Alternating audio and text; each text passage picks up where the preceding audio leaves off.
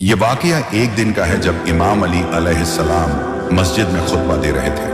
لوگ بڑے دھیان اور خاموشی سے سن رہے تھے کہ اچانک کچھ لوگ گھبرائے ہوئے داخل ہوئے۔ امام علی علیہ السلام نے ان سے وجہ پوچھی تو انہوں نے کہا، مولا ایک شیر اس طرف آ رہا ہے، بہت بڑا ہے اور ہمیں خوف آ رہا ہے۔ امام علی علیہ السلام نے فرمایا، ڈرنے کی کوئی بات نہیں، وہ کسی کو نقصان نہیں پہنچائے گا۔ اتنے میں ایک بڑا شیر سب کے سامنے آ گیا، لیکن وہ کسی پر حملہ نہیں کرتا بلکہ سیدھا امام علی علیہ السلام کے پاس آ کر ان کے قدموں میں اپنا سر رکھ دیتا ہے۔ اس کے پیچھے ایک شیر کا بچہ بھی آتا ہے۔ وہ شیر جو اصل میں ایک شیرنی تھی، امام علی علیہ السلام سے کہتی ہے، مولا یہ میرا بچہ ہے، اس کا باپ اب اس دنیا میں نہیں رہا، میں چاہتی ہوں کہ یہ محفوظ رہے اور بڑا ہو جائے، اس لیے میں اسے آپ کے حوالے کر رہی ہوں۔ امام علی علیہ السلام نے فرمایا، جاؤ فکر مت کرو، میں وعدہ کرتا ہوں کہ یہ بچہ کبھی یتیمی محسوس نہیں کرے گا۔ شیرنی نے پوچھا، مولا اس کی دیکھ بھال کون کرے گا؟ امام علی علیہ السلام نے جواب دیا، میرا بیٹا حسین، امام حسین علیہ السلام یتیموں کی دیکھ بھال کرنے میں سب سے بہتر ہے۔ پھر امام حسین علیہ السلام کو بلایا گیا۔ امام حسین علیہ السلام آگے آئے اور شیر کے بچے کو اپنی گود میں لے لیا، اس کے سر پر پیار سے ہاتھ پھیرا اور فرمایا، آج سے اس کا نام ابو الحارث ہے، یہ میرے ساتھ رہے گا۔ شیرنی اطمینان سے واپس چلی گئی اور وہ بچہ امام حسین علیہ السلام کے ساتھ پلنے لگا جیسے اسے اپنا گھر مل گیا ہو۔ وقت گزرتا گیا، وہ شیر کا بچہ اب جوان ہو چکا تھا۔ جہاں جہاں امام حسین علیہ السلام جاتے وہ ان کے ساتھ ہوتا۔ اب وہ صرف ایک جانور نہیں رہا تھا، وہ امام کا ساتھی، دوست اور وفادار بن چکا تھا۔ اب وہ شیر کا بچہ، جسے اب ابو الحارث کے نام سے جانا جاتا تھا، اب ایک طاقتور، آوازدار اور باوقار شیر بن چکا تھا۔ جب وہ کسی گلی سے گزرتا، لوگ ڈر کر سہر جاتے۔ ایک دن کچھ عرب کے لوگ امام علی علیہ السلام کی خدمت میں حاضر ہوئے اور کہا، یا علی علیہ السلام، وہ شیر جو امام حسین علیہ السلام کے ساتھ رہتا ہے اب بڑا اور خطرناک ہو گیا ہے، ہمیں ڈر ہے کہ کہیں یہ ہمیں نقصان نہ پہنچا دے۔ یہ سن کر امام علی علیہ السلام خاموش ہو گئے۔ ان کے دل میں ابو الحارث کی معصومیت اور وفا کی یادیں تھیں، مگر وہ انسانوں کی فطرت اور ان کے ڈر کو بھی اچھی طرح سمجھتے تھے۔ امام علی علیہ السلام اپنے گھر واپس آئے۔ امام حسین علیہ السلام ایک کونے میں خاموشی سے بیٹھے تھے۔ امام علی علیہ السلام ان کے قریب آئے اور نرم لہجے میں کہا، بیٹا حسین، میں کچھ نہیں کہہ رہا، یہ لوگ کہہ رہے ہیں کہ ابو الحارث اب بڑا ہو گیا ہے، لوگ اسے ڈرتے ہیں، میرا مشورہ ہے کہ اسے آزاد کر دو۔ امام حسین علیہ السلام نے سر جھکا لیا اور ان کی آنکھوں میں نمی آ گئی۔ تھوڑی دیر چپ رہے، پھر امام علی علیہ السلام کی طرف دیکھا اور ہلکی سی مسکراہٹ کے ساتھ کہا، جی بابا جان، جیسا آپ کا حکم ہو، بس آج کا دن گزر جانے دیجیے، کل سے وہ آپ کو نظر نہیں آئے گا۔ امام علی علیہ السلام نے پوچھا، بیٹا آج کے دن میں ایسا کیا خاص ہے؟ امام حسین علیہ السلام نے باہر دیکھتے ہوئے جواب دیا، بابا جان، شام ہو گئی ہے، یہ وقت کسی کو گھر سے نکالنے کا نہیں ہوتا، یہ وقت تو سایہ دینے کا ہوتا ہے، دھوپ سے بچانے کا، نہ کہ دھوپ میں چھوڑنے کا۔ امام علی علیہ السلام نے اپنے بیٹے کو سینے سے لگا لیا، کوئی جواب نہیں دیا، صرف خاموشی رہی۔ وہ خاموشی ایسی تھی جس میں وہ تمام باتیں چھپی ہوئی تھیں جو لفظوں سے آگے ہوتی ہیں۔ رات گزر گئی، جب صبح کا وقت آیا، امام حسین علیہ السلام اٹھے، تہجد کی نماز پڑھی اور روز کی طرح ابو الحارث کے لیے کھانا لے کر باہر آئے۔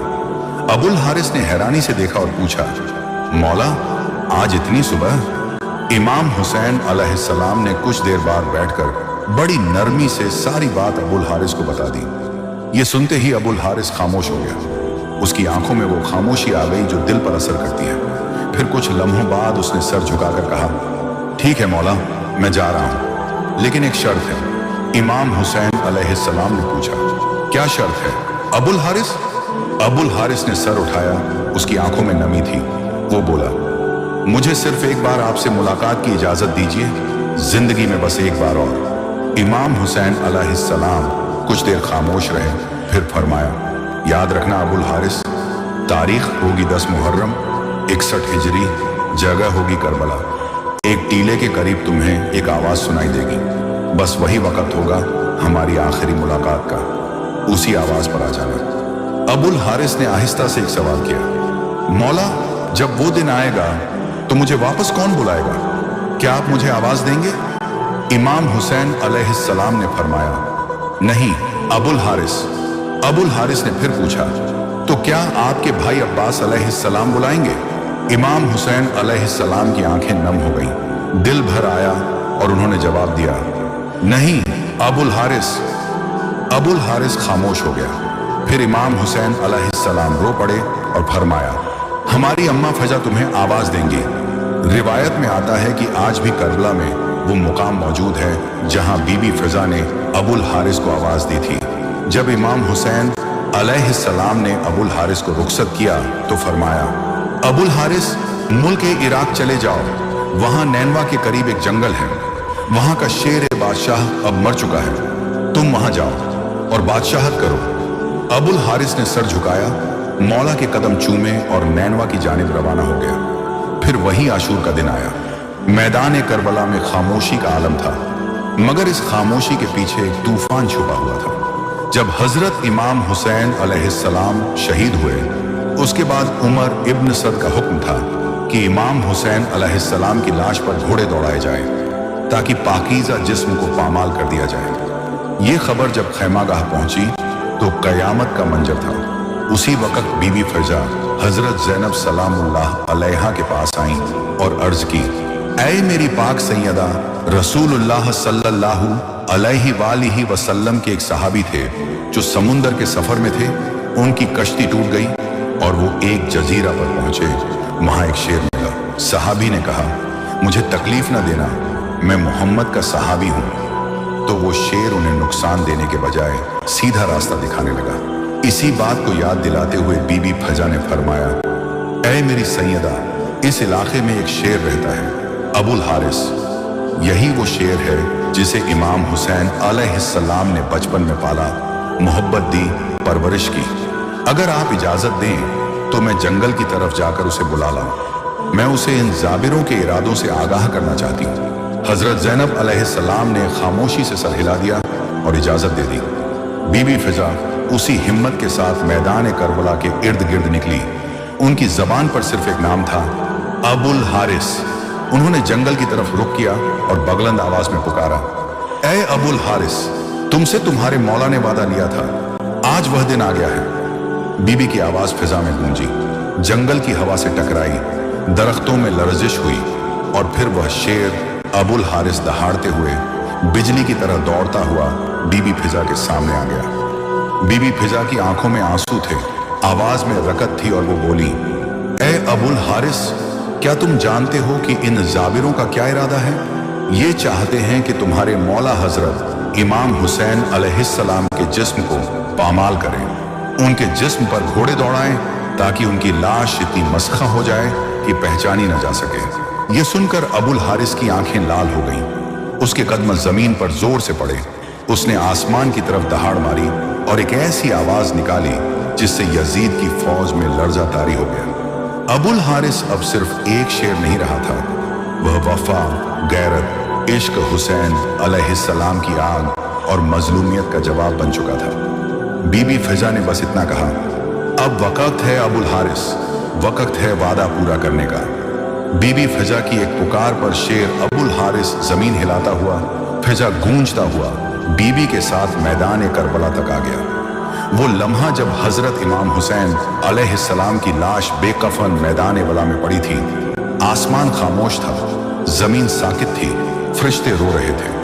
अबुल हारिस धीरे धीरे बढ़ा, नरमी से इमाम हुसैन अलैहिस्सलाम की लाश के करीब आया, जमीन पर बैठ गया, अपना सर झुका लिया और खलूस से मौला के खून में अपनी पेशानी रंग ली, जैसे वफा की मेहर अपने माथे पर लगा रहा हो। रिवायत में आता है कि जब यजदी फौज के सिपाही घोड़ों पर सवार होकर इमाम हुसैन अलैहिस्सलाम की लाश पामाल करने के लिए बढ़ने लगे तो उनकी नजर एक अजीब मंजर पर पड़ी। एक शेर तन्हा इमाम हुसैन अलैहिस्सलाम की लाश के पहलू में बैठा था। घोड़े इस मंजर को देखकर डर कर इधर उधर भागने लगे, कुछ वापस पलट गए, कुछ खौफ से लरज उठे। किसी में इतनी हिम्मत न थी कि इमाम हुसैन अलैहिस्सलाम की लाश के करीब भी जा सके। यह कोई आम शेर नहीं था, यह अबुल हारिस था, वो बचपन का यतीम जिसे इमाम हुसैन अलैहिस्सलाम ने पाला, मोहब्बत दी, अपनी आगोश में रखा। अब वह वफा का पहरादार बनकर हुसैन अलैहिस्सलाम के जिस्म की हिफाजत कर रहा था। जब ये खबर उमर इब्न साद तक पहुंची तो उसका चेहरा जर्द हो गया, आंखें खौफ से फैल गईं। उसने झुंझलाकर कहा, इस वाकया को किसी पर जाहिर ना करना, ये एक फितना है। उसे मालूम था कि अगर ये राज फैल गया तो जुल्म का चेहरा हमेशा के लिए बेनकाब हो जाएगा। जब बीबी फजा खैमे में वापस आई तो हजरत ज़ैनब अलैहिस्सलाम को खबर दी, सैयदा इमाम हुसैन अलैहिस्सलाम की लाश महफूज है, अबुल हारिस वहां मौजूद है। जब तक वो मौजूद है कोई जालिम करीब नहीं आ सकता। और यूं जब तक अबुल हारिस उस सरजमीन पर बैठा रहा, ना कोई सवार, ना कोई खंजर, ना कोई घोड़ा इमाम हुसैन अलैहिस्सलाम के जिस्म को पामाल कर सका।